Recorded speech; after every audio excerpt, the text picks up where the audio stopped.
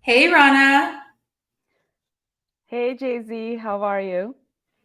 I'm really excited. Everyone's been telling us that they were looking forward to this podcast, and I think we have some good questions in the audience. So, this is probably the highlight of my day.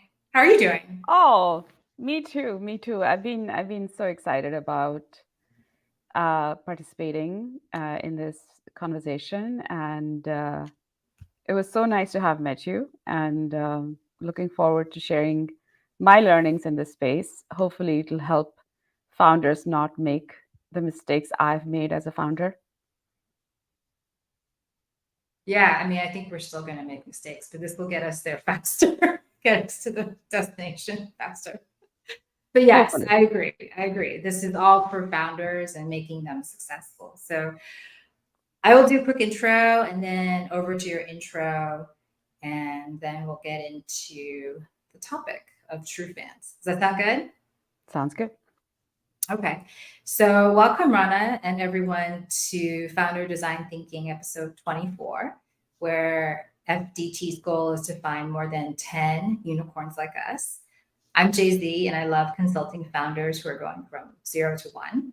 I also provide software on creativity, opportunity sizing, and note taking. Schedule time with me at founderdesignThinking.com to get more customers or ask even like how to avoid some of these pitfalls. And help me welcome Rana, our guest, by commenting your location in the chat. So, Rana, take it away. Tell us about yourself. Yeah, thanks, Jay-Z. And yeah, a little bit about myself. I am Rana. I'm based in SF Bay Area. I'm a growth-minded product executive with over 15 years of experience. I've built products in both B2B and B2C space, mostly early stage products, both 0 to 1 as well as products that are going through growth stage. Um, by applying data driven and user first methodologies, I've been able to drive over $60 million of impact. And that's a large number for a in the startup space. Maybe not large for $1 billion company, but startups this can be like 2x sometimes. Um, and most recently, I was a head of product at a fintech startup. They were post Series A, raised about $80 million in funding.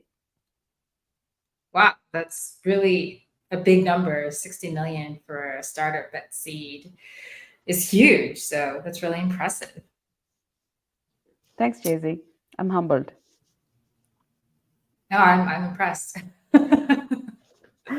It's never one person who does it, right? I mean, obviously, like you're the PM is the person who makes the decisions on strategy and prioritization, but it takes a village to do what we do.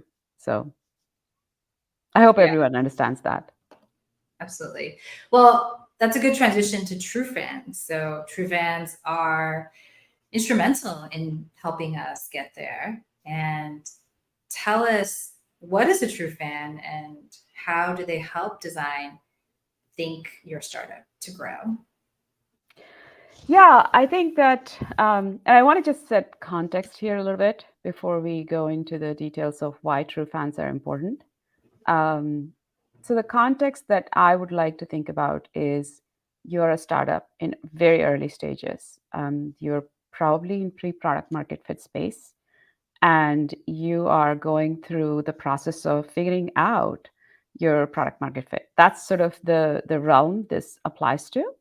Um, and when I think about a true fan and is a is a user, some people call it super user, but these are users who really have a pain point that your product solves, and they're willing to actually go out of their ways to help you and support you in your journey. So I'll give you an example. When Airbnb was starting out in early stages, they've pivoted many times before finding the finding what we see as a product right now. Um, But in the early stages, there was this gentleman who came to Brian Chesky with a folder full of ideas and thoughts and feedback, and literally gave him a folder, like a Rolodex of folder filled with ideas, and that actually helped them create a roadmap. And this is a true fan, in my opinion. Um, there's been folks, LinkedIn, when LinkedIn got started, there were folks who were willing to try the product even when the product was not in a good shape. They were willing to use it even when the user interface was pretty, unpolished. And to me, that's a true fan. So the way, if you read the article that is posted in the LinkedIn chat, it's a true fan would drive 200 miles to go see your concert. True fan would pay you before your product is ready, or is willing to pay you before your product is ready. It's the pain point is so strong for them that they're willing to go the extra mile for you. That's how I would think about a true fan, and it's a must-have in the beginning when you're starting out in this space of product market fit. And there's this thing that I see a lot of founders struggle with. They want to reach a large audience very quickly. The problem with that is that if you just think about millions of users in the first day, when you have like 3 engineers and maybe a PM and with very few resources, you're not going to be able to make anybody happy. It's better for you to focus on a very super specific user that has this pain point, that cares about you a lot, and then like try and solve their problem. And that's where the concept of true fan comes in. Awesome. I'm going to change my glasses because I think this is a defining moment, right? Like the idea that you don't need to reach everyone. You just Oh, need I to love reach. those. Those are so cool. I'm thinking of sending guests the pair so we can both side by side for the fling. I wish I Thank had you. those. And Rajiv is saying hi from Ashburn. So thanks, Rajiv. Hi, Rajiv. Rajiv was my classmate in college. Oh, nice. Rajiv, feel free to comment any questions. I just want to play back, Rana, what you said. So, having just like launched this social products, people are very picky, right? They're like, I don't know where this button is. It doesn't look like TikTok. Like, no. But you're saying a true fan's like, I'm going to find the button. I'm going to like click at all the buttons and I'm going to find the thing because that thing is going to solve this incredibly painful pain point. Is that right? Yep. Okay. And what happens if you don't find a true fan and you're just like marketing to everyone out there?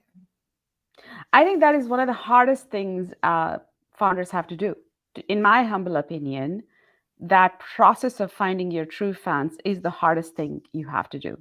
And it may mean that you iterate on your problem to solve. So there's like two things you're trying to do. You're trying to figure out the problem to solve. You have a hypothesis of a problem to solve in your head, right?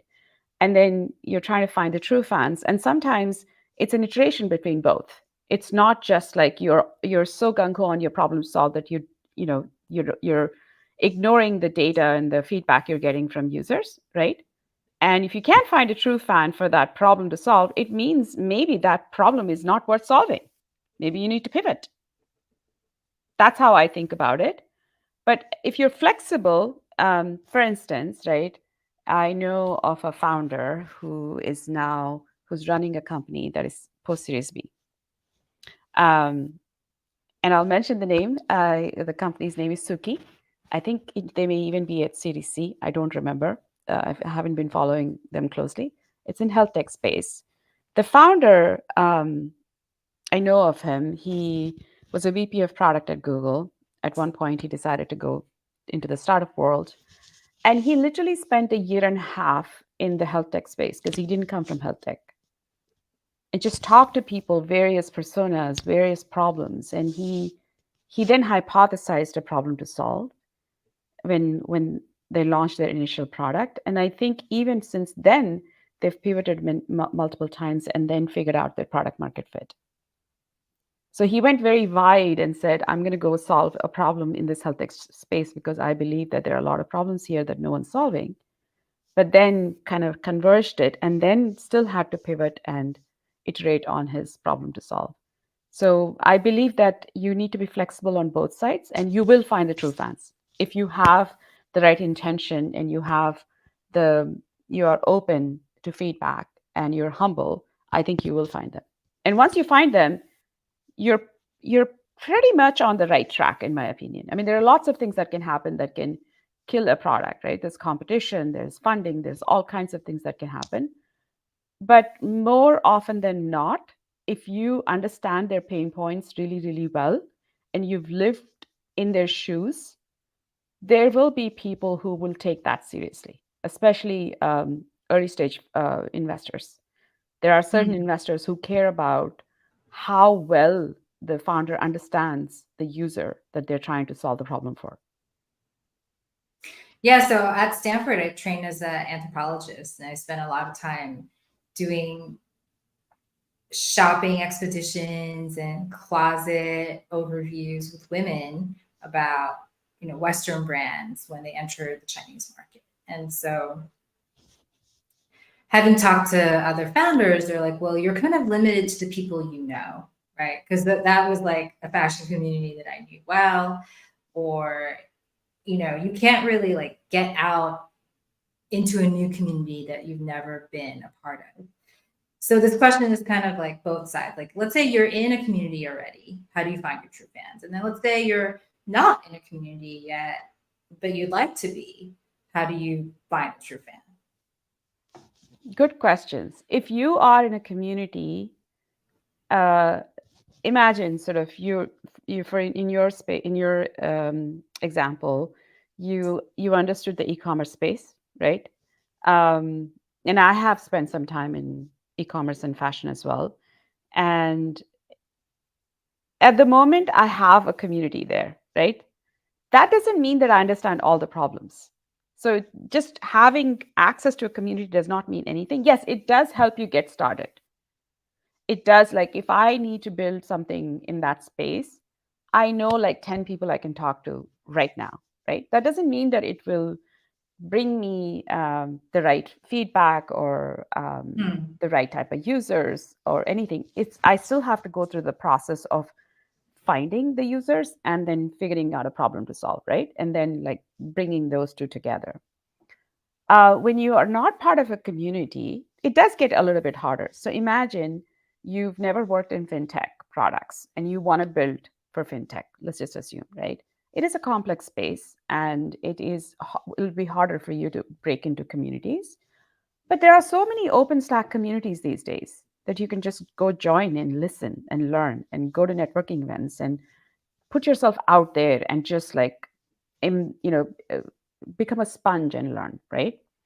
Um, in my humble opinion, if you don't come from a certain industry and you're actually going to go disrupt that industry, you're probably better off because you're going to be slightly stupid and slightly naive, and you're going to not make the assumptions that folks within the industry are making. So, for instance, health tech, for instance, is highly, highly regulated. Fintech, highly regulated. Most people who work in that space go like, oh my God, I don't want to even touch this problem because it's just too hard, right? And then someone comes along who's never done anything in fintech, decides blockchain is the way we are going to solve this problem. And guess what? It will solve the problem. I mean, the adoption has been slow, but I believe that blockchain could solve a lot of the problems we've had in fintech for years and years and years, right? So I think having no background in certain industries actually can be a boon. But as a founder, hustle, man. Go out there, meet people, get uncomfortable. Like, you will sound stupid sometimes. It's totally fine. Be like, accept it. Accept that you're not the smartest person in the room. And you like just have that positive energy of doing something for users, like really care about users and have that empathy in your mind, and then it'll push you into those spaces. Yeah, so since we both come from fintech backgrounds, let's say, we go to, let's say we didn't, and we go to a fintech meetup and we're like blockchain. And then the banking leaders like, no. Right? So then, what you started to say is that even if you're in a community, it's not going to tell you immediately you have the right problem to solve or you have the right solution to solve the problem. So then what happens next? Like, what do you do to close that gap when the leader is like, no way? Yeah, so there's different ways to solve the problems, right? Like the again, like there's a process to solving the problem, in my opinion. And here it is like, how do you bring this product or a problem to solve and users sort of to fit with each other, right? Your solution, your product, your problem solve, and your users, all of them have to come together for you to be able to say, I have a product market fit, right? And yeah, I mean, there are times when you have a idea that no one's ready for. So don't take it take it personally. Like if you get feedback from like several people, and make sure you get feedback from multiple people. Don't just make an assumption, a decision based upon one conversation, right? Uh, but take that into account and say, is this worth pursuing at this point or not? And that's the point for you to think about. Maybe I should pivot. Maybe I should do something else. Maybe I should go figure out some other problem to solve. And usually there are many problems to solve, in my opinion. Um, and then in terms of like um, you know never take no for an answer is my opinion, right? There's always room for you know making innovation happen. For instance, I was talking to a founder yesterday at TechCrunch, and he was solving the problem of spreadsheets through this sort of product that he built out, and he's very passionate about it. And we were just talking about the data space, and I said, there are so many personas in this space and so many problems. I love what you're doing, but I can tell you 100 problems that are interesting for anyone. And we just connected. And that's what I'm talking about. Like, it cannot be that if you go after an industry that hasn't been innovated in a long time, that there's just one problem to solve.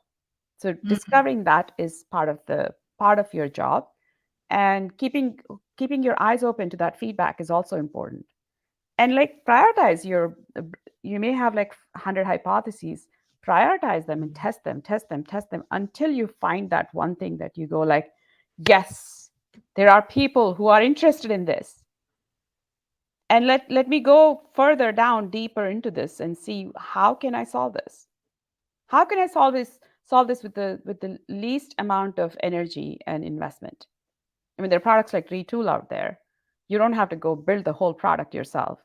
There are ways to test it, right? Um, and in terms of like, going out and finding users, this is very, very hard to do. I'll be honest with you. I have seen people who have created like landing pages of a promise of a product that doesn't exist and see who signed up. I've seen people do that. I've seen people who've gone to networking sessions and just talked about their problem to solve, even without having built the product, and like, watched people's eyes light up or not. I I've do that. Right? Yeah. Exactly. And then like go to networking sessions and just blindly say, I'm working on this problem. This is the product that I'm building, even though you don't have the product. Just see who comes to you and says, hey, Yeah. I want to talk to you. Right? And these are all fake, they call them fake door tests. They're cheap tests. They don't cost you any dollars. It's just your energy. And you're writing down your hypothesis, going out to some kind of venue, some kind of audience, and seeing what energy you get back from them. And if you see a positive energy, then hey, attract it. And keep doing it, and you will find that little nugget of an insight. And that is like the light at the end of the tunnel, as they say it. Yeah, I think I have found that talking about the problem like even complaining about the problem finds a lot of supporters, because even if the solution is wrong, the problem is persistent, right? Like it's always going to be annoying, time consuming, expensive. And so people will come and find you because of the problem. And then whatever solution you decide on later might still help them. So let me add this one thing. I was talking to another founder from Japan. I don't know if he was the founder, but he was from the company. It's a startup in Japan, and they're focused on legal tech. And their most important value add is that there's an algorithm that runs on the desktop that takes a contract and that takes all of the definitions of the contract and pops it up like a pop-up message anywhere that that term is mentioned. So I don't know if you've read contracts before, but what happens is the definitions are usually at the top of the document. And then those definitions get referenced all over the document. Sometimes these documents are 40 pages long. Hmm. And I remember, I mean, I'm not a legal person, but I've had to read contracts many times because of vendor management, contracts, and what have you. And I remember like having to go up and down a lot. And it's very hard because you lose context of where you were. And it just takes a lot of time for you to read legal documents. This is probably the hardest thing anyone has to go through in reading complex legal documents. And so all these guys do is allow you not to scroll up and down and lose context. That's I great. mean, they have I love 90% it. of Japanese legal market right now. Yeah. I'm like, genius, guys. It's How many times genius. do I do this? So many times while I'm reading the document. I would love the product. Totally love the product. So just sharing, like just like the pain point, one tiny pain point is what can make such a big difference. I mean, I got why they have been so successful in Japan. They're trying to break into US right now, but wanted to share like how problems can be solved. Yeah, I love that example because I'm just like thinking of like, what happens, how dizzy people get when they're like trying to scroll and go back up and down. And I've seen like sales products that do the same thing for a different persona, right? So the salespeople are like, what was that in the last pitch slide? Is this the same thing? And then they just like totally lose interest, right? So it's solving a similar problem for a different persona, but like this problem goes across like many, well, every literate, well, like person, right, has this problem. So I love that idea that such a simple problem would have so many true fans. I also wanted to talk about, well, and anyone in the audience, if you have questions, please comment, because then I'll just like continue to ask random questions and bombard her. But so I love that you posted Kevin Kelly's original thought leadership on True Fans. And for him, it was about finding these like expensive, hard to find niche audiences. And I really like that idea because it's not like you have to be Taylor Swift. You don't have to be liked by everyone. Maybe you just want to find that one legal market, like one paralegal persona, and you're done, right? You don't have to cater to everyone. So, what do you think about niche true fans, or like what Pinterest would call like the cores, like cottage core, e-girl core, like a very like small community? Yeah, I mean it's essential, right? So, I mean, by definition, unless you have millions and millions of dollars to invest at an early stage, which 99.99% of the time most startups don't, and even when startups get incubated by companies, they don't generally give you that much funding because they want to see how you can build the product, right? Um, so the chances of you trying to impress millions of users from day one is probably very low, especially if it's a problem to solve that you haven't been solving. So let's take the context of a startup entrepreneur, um, has never built a product in the space and is trying to build something. you're not going to be able to go after millions of users on day one. Just not possible with the amount of resources you have, right? So going deep on a very niche segment of users who really have a pain point that you can solve for is a much better bet, and you can actually be successful in helping them achieve whatever jobs to be done they have that they're um, hiring your product for. And the idea is if you can actually make them super happy with the one problem that you're trying to solve, then there's a chance of like them then word of mouth spreading. Um, for instance, when something happens, like a major event happens somewhere across the world, the information spreads within seconds to all of us, right? And why does that happen? Because we all are connected to at least have 20 human beings at any given time. And if something moves us, we will talk about it. And that's the thing that you should be thinking about, not like trying to think, oh, I can just do ads and attract new users. If you can actually get those 1,000 people really, really happy, then the chances of your product becoming successful is very, very high. So yeah, focusing on a niche user base is very important.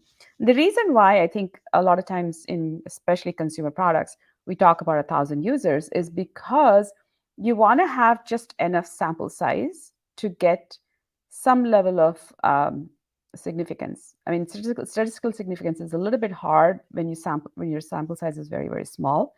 You don't want to have like a sample size of very, very small, like 10 or 20 or 30, because it's a consumer product. It has to go to like millions of users for you to be successful.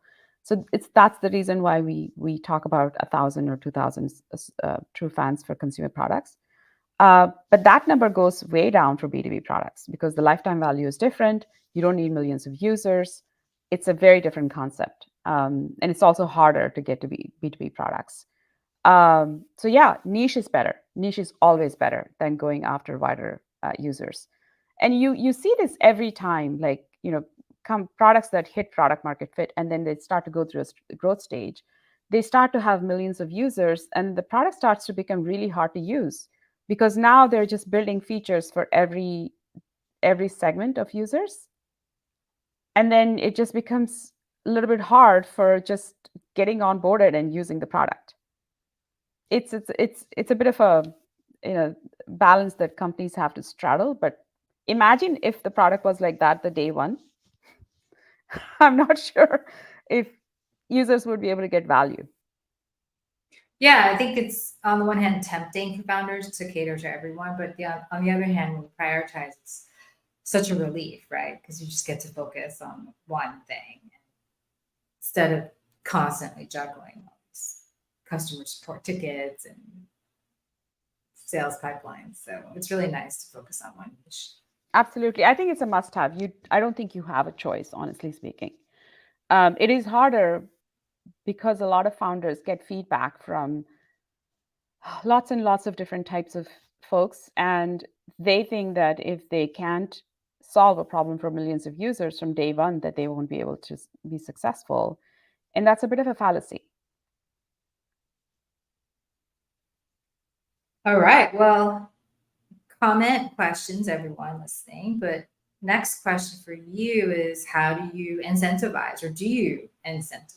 Because a lot of the asks are pretty long. So give me candid feedback over time, and how do you incentivize your fans? I believe, and again, I'm going to sound a bit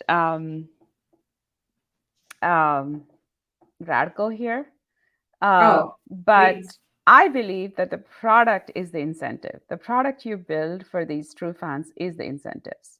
I have spoken, I have been in touch with users who are willing to give their time without any incentives. I have experienced that. And they've even given us time to like meet them in their office and have everyone in their office meet us and just like shared all the problems they had in the space. I have experienced that. It's in B2B space, but whatever. I've seen it happen. Um, but I think in to be honest and fair, I think it's okay to incentivize in a nominal fashion to the users. The reason why I say nominal is you don't want users to come and spend their time with you because of the incentives, because that muddies up the data, and Mm. it's not good for you in the beginning. You want them to come to you because they really care about the problem you're solving, and they have that problem and they want to see you successful. Now, incentivizing them with a nominal like $50 for 1 hour or $75 for 1 hour, to me is just like a quick thank you. And they're not coming there for that money, but they're coming there to help you. And the intention matters a lot, in my humble opinion. Um, and so, yeah, nominal incentives is fine, but over incentivizing someone, a user in the beginning, is not a good idea. And I think that's what you're saying, that if people are willing to help for nothing, it's a good signal, right? That the problem is painful enough to pay for a solution or to give up something like their time. Yeah, yeah. Tiffany, welcome. Thanks for your comment. I miss working with you at Spin. We would incentivize some of the product users by giving them ride discounts instead of actual money. That is great, Tiff. I think that's great because this is when you're researching a product and you have a product in the market, then giving them a discount to go use that product is a great way to thank them because they are willing to use your product, they're interested in your product, and you're just giving your product for some sort of a small incentive. It's a great thing that B2B SaaS companies can also do, right? A lot of times when SaaS companies get built, the founders will say that you'd get 3 months free or 6 months free or 1 year free. For all the feedback you're giving us, we can do that for you. And that's a great way to incentivize your users instead of giving them actual money. Thanks for sharing that, Tiff. That's very useful. Yeah, Tiffany, if you have any questions, please comment them as well. But that's a great way to see if they go back into that flywheel, right? Like it. As I said, the product can be an incentive. Okay. And then moving on, you talked about, someone who went into the health tech space and spent a lot of time getting to know the true fans and created an MVP, but then they still had to pivot. So are you saying that pivots are just a normal part of changes in the consumer landscape and in your SWOT analysis, or did the pivot have to do with like misunderstanding or not understanding the customer deeply? Yeah, I believe that this process of getting to a place where you have a product market fit and users are signing up faster than you can build is an iterative process. I don't think it is sort of like, oh my God, I have this idea. I woke up this morning and I go find these users and these users love it. And then 2 weeks later, I have a product and the product became like, has 1 million of users. It doesn't work that way anymore. Maybe it did in the beginning of the internet when we didn't have as many products. But even there, I'm sure there was adoption problems. There were other problems that existed, right? So this first step is like, okay, you have a problem to solve in mind, you have a hypothesis in mind, and you go try and find users. You get the feedback that, okay, the users don't care about this problem. Then you pivot, then you iterate until you find users who really care about this problem. Great, now you are trying to solve the problem, but there are many ways to solve the problem. One solution that you come up may not actually solve the problem. I don't know, it's products go through many iterations before they become really valuable to users, right? And it's an iterative process, and then you get to a point where you've hit that inflection point, and then users are like, okay, I'm telling all my friends about this to come and join you, right? And I think that the pivots are necessary for you to like really sort of polish your product, polish your value proposition, polish the, sort of your value add, and how you drive value for users. All of that has to be polished over time. I mean, if LinkedIn looked like what it looked like on day one, I can guarantee you there wouldn't be millions of users, right? And so, like, the true fans may be comfortable with like a not so polished UI and not so polished product. As long as it's driving them value, they're okay with it.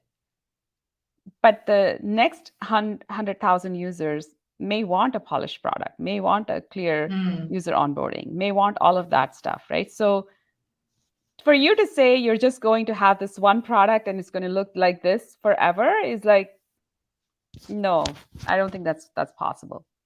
And honestly, like if it were that easy, anybody would be building a product today, right? Like there will be a lot more, millions and millions and millions of founders, but that's not the case. Yeah, because I think you're also saying like if you finally find the inflection point, the killer feature, then don't wait to launch it. Don't wait till you have like 3 killer features in a bundle, right? Like, because launching that first killer feature is going to teach you a lot, might even teach you you're wrong and help you pivot faster versus waiting to have this like moat that no competitor can come and copy. But you get that out there, maybe it's imperfect and too late, and then it's hard to fix 3 things versus continuing to focus on one thing. True. All right, well, before we move on to your question for the community, any additional advice for people who are like not anthropologists and do not like talking to people, and engineers who maybe are more comfortable on chat than in person, or people who are much more comfortable in person and not on Discord? Like, how do you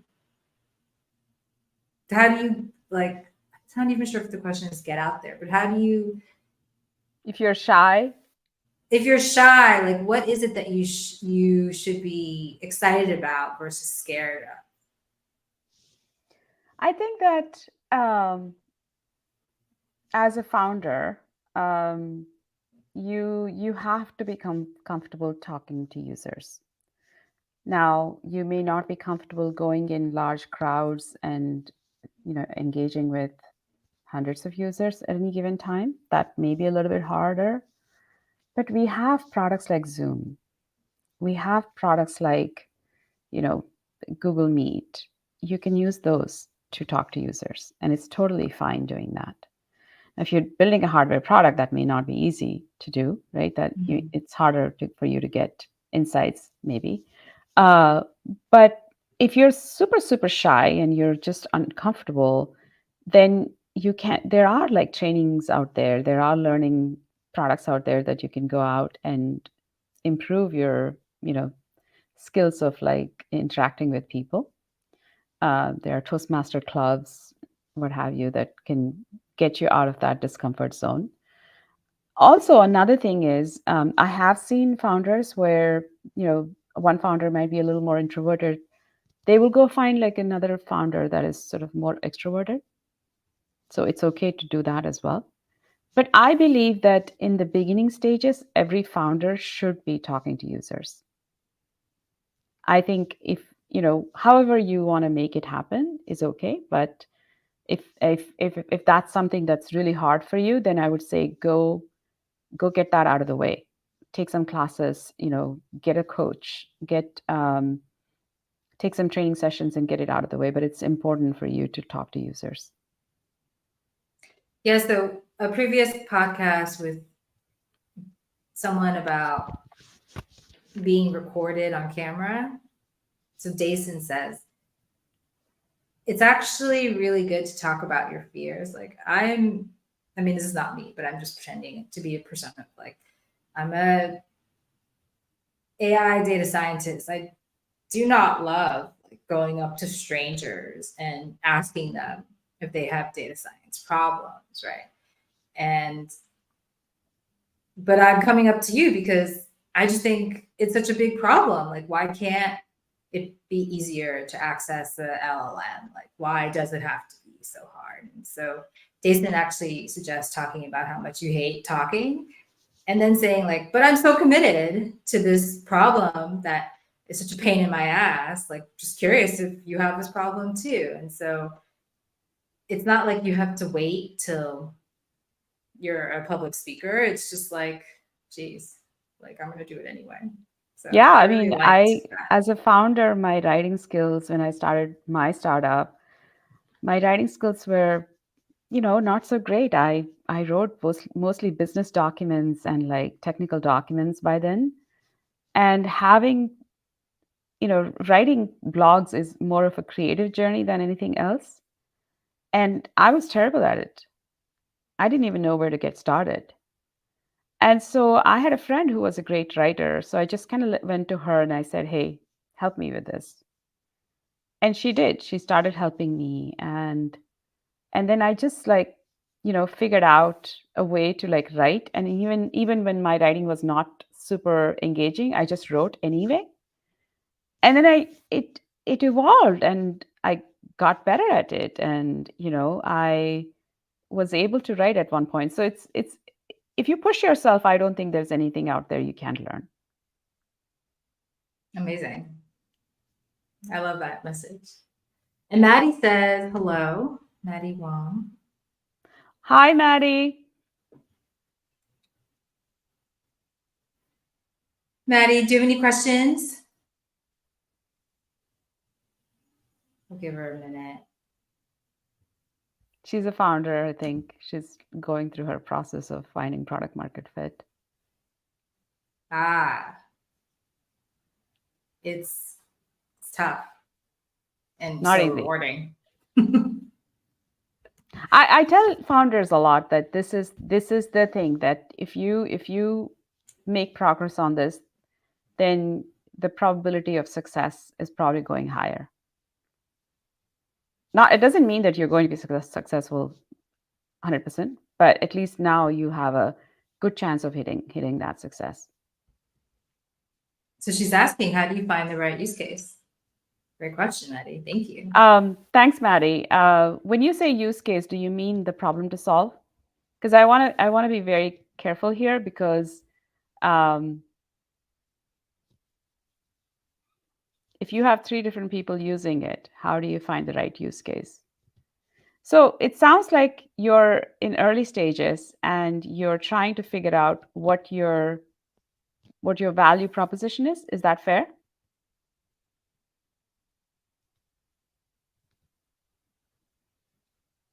Yes. So the way I would litmus test this is, let's say you have 3 different people. I'm hoping that's not just 3 people, that you have 3 different types of personas using the product. Just find out, if your product didn't exist tomorrow, who would be the most upset amongst these 3 segments of users. And if none of them are upset, then I'm a little worried.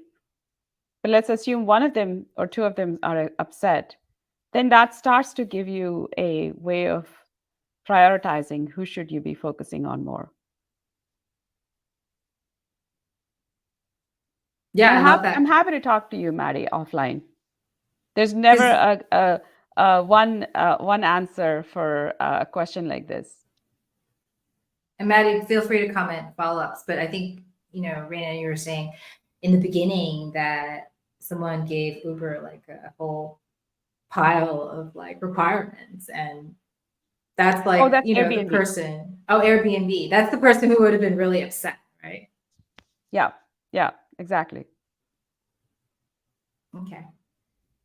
Well, let's see. Let's wind down to the last question, which is a question about a question. What questions do you have for the founderdesignThinking.com community? Yeah, the folks who are founders who are following this conversation, I'd love to find out, how fast are you pivoting? How many pivots are you going through? And what are some challenges that you're facing in this sort of process?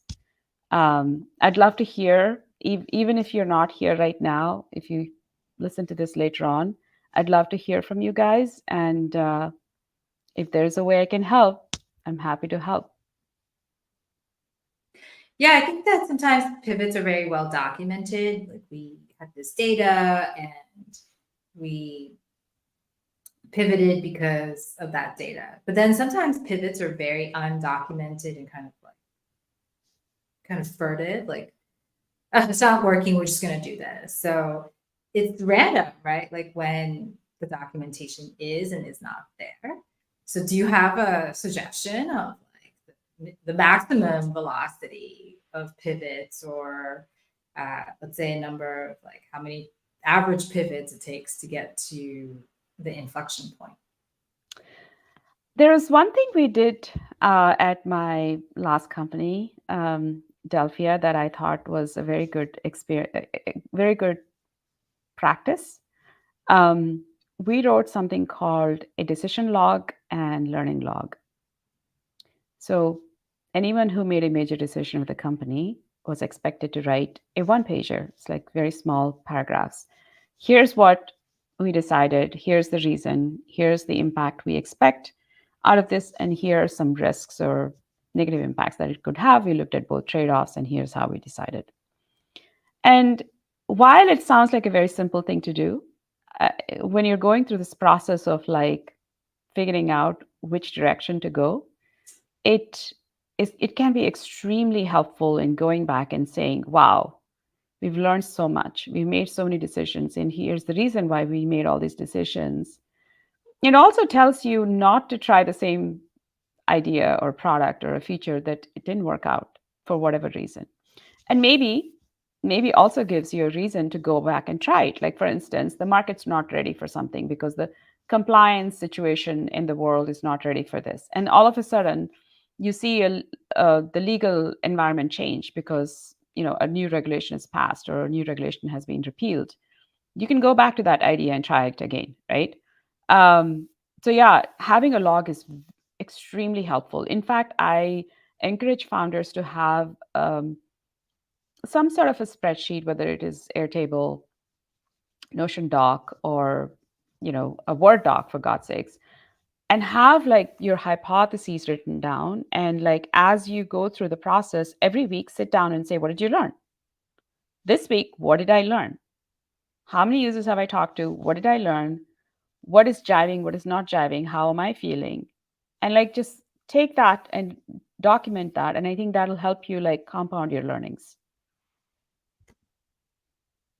Yeah, I think that's super helpful. And I've done that with co-founders. They're like, oh yeah, we did that for that reason. Like we don't even remember. So. Let's not try that same thing again. It's not going to work. Right? Do you remember last February? Like, oh, we don't want to do that again. Yeah. I mean, I tried to do that with, like, we were running events at that point for our product, and I tried to ask, like, what are we planning to learn from this? What do we want to achieve from this? What does success look like from this event? So that we can either continue doing this or not, right? Because the events are expensive for a startup. And so like having that learning mindset is important. And I think writing down is really, really important in the beginning. I mean, I think it's good for any startup to have that learning log. I think it's a great experience and a great practice to have. And I would take that with me everywhere I go, to be honest. Yeah. I think there are a lot of founders on the call who probably don't want to reveal that they don't exactly know what product market fit looks like. So please get in touch with Rana on LinkedIn and ask her those secret questions. And, she is a fountain of knowledge. Any closing thoughts or advice? From me? Yeah. I think like three things that I would highly recommend is have a learning mindset. Be humble and open-minded. At the same time, make decisions. Make decisions at a faster pace than sort of mulling over things for a long time. You will make mistakes, so assume that. It's better to make smaller mistakes than larger mistakes, but it's okay to accept that you're not going to be perfect on day one, um, but constantly improve your understanding of the product space and the problem space and the user space. And that will drive you further along than anything else. Um, and if you have burning questions that are very context specific that you want to talk to me about, I do have a book time with me link on my LinkedIn profile, and my LinkedIn is open. So you can email me or set time with me. I'm happy to talk to you. Again, I don't know all the answers, but I can guide you with the frameworks that I have seen work. And hopefully that'll help you discover the path on your own. Yeah, and I really appreciate how easy you are to talk to, because I think a lot of founders have this fear like, oh, they're going to tell me I should already know, or this is my job to know from my true fans. But some of it is like no one knows. And that's the part of being a founder that's so brilliant. It's like you're the next frontier, Star Trek. Like no one has been there before. So you're just so easy to talk to. So thank you. Thank you so much for having me. This was wonderful having a discussion about product market fit and true fans. Yeah, this was so fun. Everyone, reach out. If you're watching this in the future, rewatching it, feel free to comment your questions. And I'm also doing these fake door tests that you mentioned. So offering that as a service to anyone who wants to, within hours, not weeks, not like mull over it for months, but launch like 5 versions of your idea and see who gives you an email for one of those versions. So offering that to this community to test your ideas like tomorrow, not next month. And with that, I'll thank everyone for tuning in, and our guests, thank you so much for your kindness and your experience. Thank you so much, Jay-Z. It was fun hanging out with you today. Yeah, it was fun. You can stay on, but everyone else, we will see you in the comments section. Bye, y'all. Thank you.